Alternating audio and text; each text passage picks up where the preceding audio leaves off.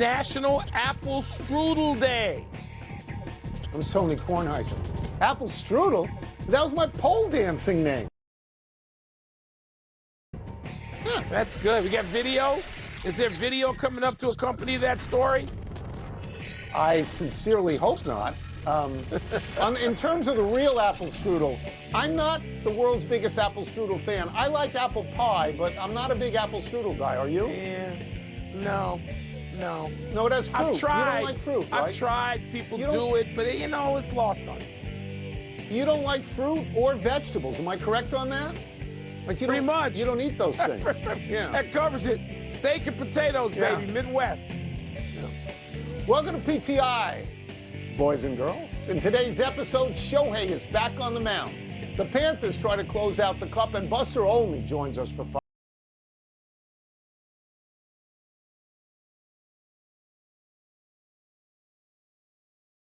We begin today with Oklahoma City decisively beating Indiana last night to take a 3-2 lead in the NBA Finals. Tyrese Halliburton, apparently slowed by a calf problem, did not make a single field goal. He took only 6 shots.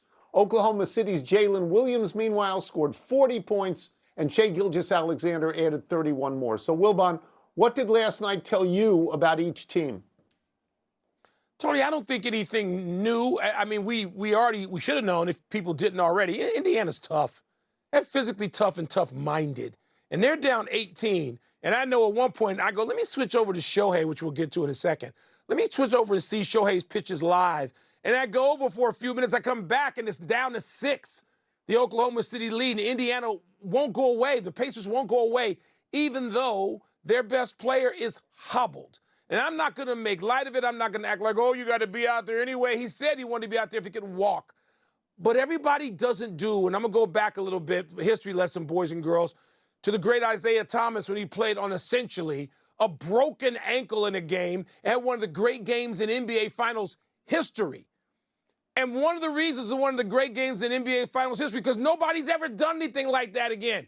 Even the great Willis Reed, one of your heroes and somebody you got to know. Yes. He wasn't out there the whole game. I mean, changed the game and the team and a championship because he hit 2 buckets. Yeah. But he wasn't out there the whole game. And so Halliburton, without Halliburton out there, Tony, I don't see the Pacers really being able to do much. They were valiant and all of that. OKC's better, particularly when you get J-Dub playing like that in support of the MVP, they're better. Yeah, so it was a close game with 8 minutes to go. It was a 2-point game at that point. And then Oklahoma City outscored Indiana from that point on 25-16. And, Mike, this is the exact same scenario as in Game 4, where late in the game Oklahoma City takes over. What I learned about Oklahoma City, much like you, is something I already knew. They are probably the better team in this series, and Indiana was probably very lucky to win Game 1 in the way that they won Game 1. What I learned about Indiana was also something that I already knew, that they're not going anywhere without Halliburton. You know, he scored 6 points, and he was noticeably slower, out on the court, which raises this question, Mike, which is, it's wonderful that he wants to play, but is it helping the team if, in fact, he's not close to 100%? They've got guys with NBA contracts on the bench to put into this thing. I don't know what they owe Halliburton. I don't know what he owes them. And I'll say this.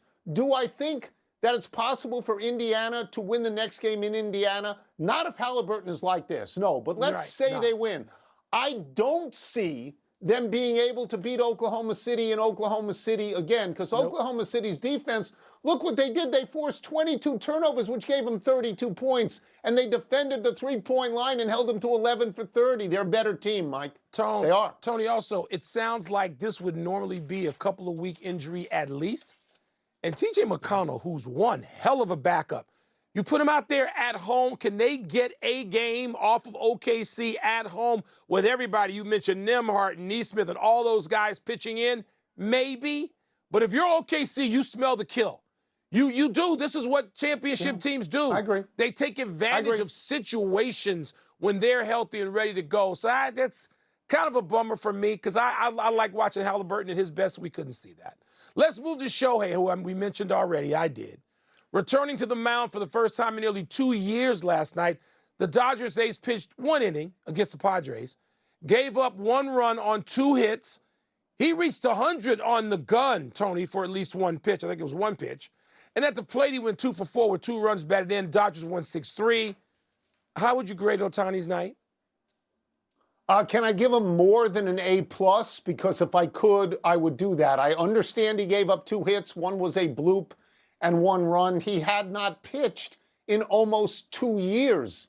I don't hold it against him that, that he was rusty, that he gave up a couple of hits. I mean, I just thought he's out there. As you said, he hit 100 at least once. The ball was moving around. I just felt that it was a great moment for him to get out in live competition like that, not throwing bullpen work. And then he had 2 hits and 2 RBI, and the Dodgers won the game. So I don't know how you could possibly give him less than an A. I mean, to me, Mike, and I've said this before, if he can recapture the pitching that he did when he was with the Angels, the stuff before the surgery, he's going to be the greatest player in the history of baseball because, Mike, right now he leads the National League in home runs with 25. He leads the National League in OPS. He's second only in the majors to Aaron Judge. He's batting 300. He'll be the unanimous MVP if he can pitch. Well, if we're grading on last night, I'm sorry, Professor Wilbon is a tougher grader than you. I'm not giving him an A because he's got so much room to grow. He's got room to grow to be Ohtani. And then when you mention what he will be, yeah, he may be that before the end of the season. I hope he's not out there too soon pitching. I watched all the pitches live, and I didn't feel that way because you know what he's going to be. Tony, the effort is an A+. To even get out there and say, okay, it's time to do this. That professionalism, I give an A+, not the result. Now, and I tell you what else was impressive to me. He didn't get out there against some C+ squad. He got out there against the top of the Padres order with Arise and Machado. Tatis actually, I think, led off. He's like, whoa, you're going to get out there against 3 dudes. These are the dudes you want to get out there with. Some guys you might have to see all summer long and in October. So that was exciting. I found that exciting. That had me going from baseball to basketball last night. But the ball wasn't. We was wild a couple times. He didn't have command. He's not supposed to. He's not supposed to have command yet. He'll get there, and then we can give an A.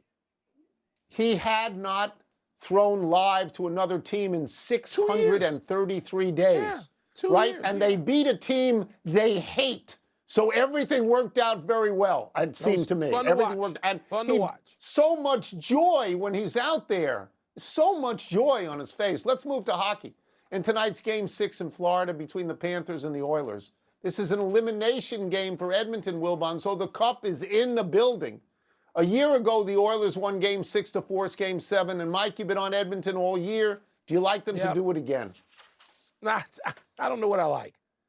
Look, I said yesterday I've been confounded by the NBA Finals. I'm twice as confused about the Stanley Cup Final. I don't know what's going to happen. I mean, Game 3 was so absurd. Game 4 was so absurd. And then the recovery. If you think that Florida is going to be devastated, no. Apparently nothing disheartens the Florida Panthers, and that's the ultimate sign of a champion. Nothing flusters them. Nothing bothers them. They give up this game at home with 3 goals, and they give it up in overtime, and you think, oh, my God, most teams are going to a tailspin. The Panthers just go, when is the bus to the plane? That's all I don't know. I don't know what's going to happen. I will say that maybe the loss of Zach Hyman has hurt the Edmonton Oilers more than we've all talked about. Maybe that has really diminished that team from the best of Edmonton, which we expected and hope to see. I don't think home ice really means a lot. These are 2 veteran, experienced teams. They can win anywhere. Each team has won on the other's home ice. I would love to see Edmonton win to see a Game 7 because, Mike, I think Game 7s in hockey are more magical than any other sport because theoretically, at least, you can play forever because there's no overtime rules as far as that goes. When I look at this series, I see that Edmonton has won twice. both times in overtime, both times with a Leon Draisaitl goal. That's a pretty narrow needle to thread if that's the way you're going to go about things. The other team has won once in overtime, but then won 6-1 and won 5-2. So there's more of the universe out there that they seem to be pursuing. Again, I'd love to see it. I don't know. I'll tell you this, Mike. Edmonton has been terrible in the first period. In the series, they've been outscored 11-4 in the first period, 7-0 last 3 games. They got to clean that up. They got to clean that up. Let's take a break. Coming up, where does the Rafael Devers trade leave the Red Sox? We're going to ask Buster Olney. We'll also ask him what's going on with the suddenly struggling Yanks, who haven't scored in 20 innings. Back-to-back shutouts of the Yanks with that lineup. Are you confident 40 baseball with our great friend, ESPN Sunday Night Baseball reporter and senior writer, who plants potatoes, by the way, I know this, Mr. Buster Olney. Let's start with this. This is big news. Rafael Devers has joined the Giants. What does this mean for the Giants? And just as importantly, what does this mean for the Red Sox? Yeah, Tony, after the Giants made that trade the other day, I was in Bob Melvin's office, the Giants manager, and he said, this is a perfect addition for us, a left-handed power hitter for an organization that has really struggled to get position players to go there. Aaron Judge turned them down. Before that, Giancarlo Stanton turned them down. Carlos Correa flunked his physical with the Giants. So they get Rafael Devers, who absolutely increases the chances for them to make the playoffs, to augment their offense. For the Red Sox, it's been absolutely fascinating to see the dichotomy between what's being said in the industry about this trade and what's being said by Red Sox fans. In the industry, you hear a lot of, man, the Red Sox did really well. They got out from underneath a contract, $250+ million for a guy who didn't want to be there. They get 4 players as well. Good trade for the Red Sox. And Red Sox fans, on the other hand, hate this trade, which I think speaks so much to the mistrust of Red Sox leadership, Red Sox ownership by their fan base, because the original sin, Mookie Betts was traded away, Xander Bogaerts wasn't retained, and now Rafael Devers, one of their stars, out the door. Man. Well, this, of course, Buster, as you know, kicks off a pretty long vigil between now and the trade deadline of July 31. But tell us, who else has to make a deal now to sort of keep pace or inch out front? So everybody in baseball, I think, is going to be watching the Arizona Diamondbacks as we get closer to the trade deadline. They have a really difficult decision. As we speak, according to Fangraphs, they got a 33% chance to make the playoffs. But recently, they suffered these devastating injuries to Corbin Burns, Justin Martinez, 2 really important guys on their staff. 2 years ago, they made the World Series after winning 84 games of the regular season so they could push ahead.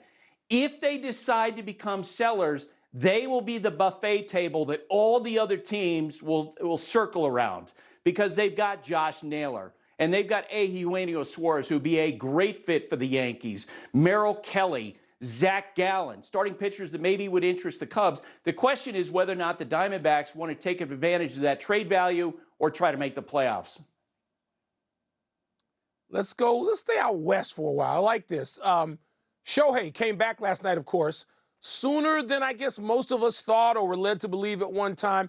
Was this accelerated, Buster? And if so, why? Why did the Dodgers do this? Or was this at Shohei's request? Yeah, Michael, no question about it. This was accelerated because of all the Dodger pitching injuries. Remember, because Shohei is designated as a two-way player, he doesn't count against the Dodgers' quota of 13 pitchers. So any innings they get out of him, whether it's 1 inning, 2 innings, the Dodgers absolutely will take it.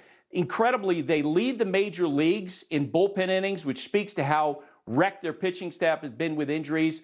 Now, as he moves forward, I think he's going to get better, and he'll gradually throw 2 innings, 3 innings, 4 innings. He was rusty in his first outing. His fastball velocity was up to 100 miles per hour. I think the big Ohtani pitching breakout won't happen till next year because he's serving as a full-time DH while he's doing this. I'm just going to interrupt and go off book a little bit. So you don't see him necessarily by, say, September or even in the playoffs, being a starter who would take full starter innings. You don't see that, right? I don't see him being a guy who's going to throw seventh, eighth inning and pitching every 5 days. As you know, when he was with the Angels, he would pitch once every 6 days. And from here forward, it's going to be a slow ramp up in his innings, in his pitches. You know, Ohtani is the one who's dictating his schedule, by the way. He and his surgeon, Neil Elitrash, are in consultation. He tells the Dodgers what he can provide. He's been throwing these simulated games, and the Dodgers' feeling was, look, if you're going to throw 1 inning, we need it. Okay, I'll get you out of here on this. The Yankees have now lost 4 straight games, and incredibly, they have not scored a run in 20 innings. Giancarlo Stanton made his season debut last night. Can the team expect him to be who he was? I think he's going to go back to being a productive player. And you guys remember last postseason, he batted .333, 7 homers in 14 games. So he clearly someone who can do a lot of damage. I think the big question for the Yankees, for manager Aaron Boone, is how does he work Stanton into this mix of players that includes 3 former MVPs, Stanton and Cody Bellinger and Paul Goldschmidt. Boone basically has 6 players competing for 4 spots for playing time, and apparently he's got buy-in from these guys to work this out. I know from talking with the Yankees people, they were excited that Stanton was coming back because at his best, he's someone who can do a lot of damage and protect Aaron Judge in the lineup. Thank you, Buster. A pleasure to have you. Appreciate it, Buster. Thanks for hanging out with us. Thanks, guys. Let's take one last break, but still to come, Luis Guillorme puts up defensive highlight after highlight. And the head-to-head sprint between Noah Lyles and Tyreek Hill, apparently he's run into a hurdle, Tom. Don't want to hear this. I think I got the name wrong. It's Guillorme. I said Guillorme. Guillorme's premier right wing led the NHL in scoring this past season with 121 points on 37 goals and 84 assists. Tell the truth. You thought Connor McDavid led the league in scoring. Everybody does. McDavid was 6th. Didn't see that coming, did you? Kucherov has led the league in assists 3 different times, including this year's 84 and last year's 100. Kucherov has Tampa Bay his entire career, starting in 2013. He has 2 Stanley Cup rings with the Lightning. In 2019, Kucherov had 41 goals and won the Hart Trophy as the league's MVP. Kucherov's name doesn't ever have to come up in that awful discussion of, well, who's the best player not to win a championship in his sport? Oh, no, he's got that covered, not to mention individual hardware, and maybe just the most, unknown great player in North American sports. He's on that list. Not so happy anniversary, Terry Francona. On this day 38 years ago, while playing for the Reds, the team he manages now, Francona tried to score from second on a base hit, but he tripped when he was 2/3 down the baseline towards home. In a panic, Francona tried to crawl his way to home. He was tagged out by the Astros catcher. Francona's in his first year managing the Reds. Cincinnati sits in a tie with St. Louis for 3rd in the NL Central, 7 games behind the Cubs. The Reds are 37-35. They're 7-3 in their last 10. They just took 2 out of 3 games from the Detroit Tigers, who lead the AL Central. And Terry Francona is gold on this show. Don't the Detroit Tigers lead everybody? I think they do. It's hard for me. You and I love Francona, who's been a wonderful guest on this show. I get to see him around occasionally. Love Francona. But they're in the division with the Cubs, and the chase is on. The Reds, the Cheeseheads, and the Cardinals. We're in battle. I can't love Francona as much as I'd like to. Not this summer. Happy trails to a base hit for Tyler Soderstrom. In the 4th inning of last night's game, the A's left fielder flared what looked to be a bloop single to left. But Astros third baseman Luis Guillorme twisted and dove and somehow snagged the ball. Astros pitcher Ryan Gusto said, quote, I was like, dude, that was sick. This followed Guillorme's 2 impressive barehanded scoop and throws from earlier in the game, both on dribblers in his direction. But the best barehanded play he's made in his career probably came in 2017 when he was with the Mets and nonchalantly caught a flying bat by the handle. This guy would probably be great in so many sports. Just great hands, When you have hands like that, there's probably almost anything you could master. Amazing. Yeah. Let's go to the big finish if we could. Let's do it. Aryna Sabalenka said she wrote an apology to Coco Gauff for her remarks after losing the French Open final. Your thoughts on that? Sabalenka, a great player, but maybe this is a start of more professional behavior because she behaves badly often. And maybe this will be the start of something where behavior matches her talent and her performance level. Jay Monahan will transition out of his role as PGA Tour Commissioner, and Brian Rolap will take over as CEO Urinalysis. I'm surprised Monahan made it this long with what's happened with LIV. The new guys from the NFL, they know how to make money. The Chargers will unveil new alternate uniforms in July. I can't believe you're okay with that. No, the baby blues are what I'm okay with. It's the best uniform in sport. And if they somehow divert from that too much, I'm calling marketing people in for their playbooks. I am. They better be great. The Nats lost their 9th in a row last night. Come on, Tone. This one to the Rockies. How'd that taste? Tasted bad. I was watching it. They're up 4-3 in the ninth. Kyle Finnegan gives up 2 home runs. 2 home runs in the ninth instead of a save. Come on, man. Last one. Olympic gold medal sprinter Noah Lyles has canceled his race against Tyreek Hill due to personal reasons. You're disappointed, right? It's going to be a head-to-head 50-yard dash in Times Square. I wanted to see it. Come on. I'm disappointed. We're out of time. We'll try and do better the next time. I'm Tony Kornheiser. I'm Mike Wilbon. Same time tomorrow, knuckleheads. You can get all the stuff. You know where you get it. Here's Sports Center. PTI. With our PTI bonus topic. All right, Wilbon. Do you have faith that Connor McDavid and the Oilers can force a Game 7? Faith. You're asking me if I have faith. No, I have hope. Tony, I don't have faith in anything. I stopped believing in anything I thought I believed in this series at various points of this series.